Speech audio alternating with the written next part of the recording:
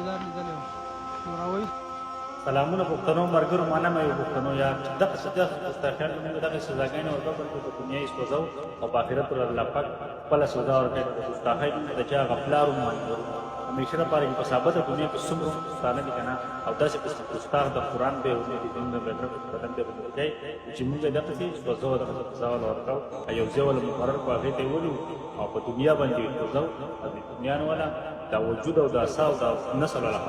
څنګه روره مستاخ نبی کی ایک سزا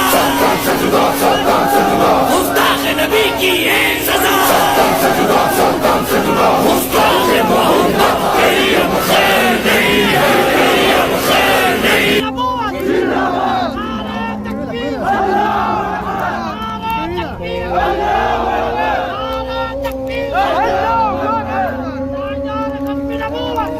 مستاخ نبی کی ایک سزا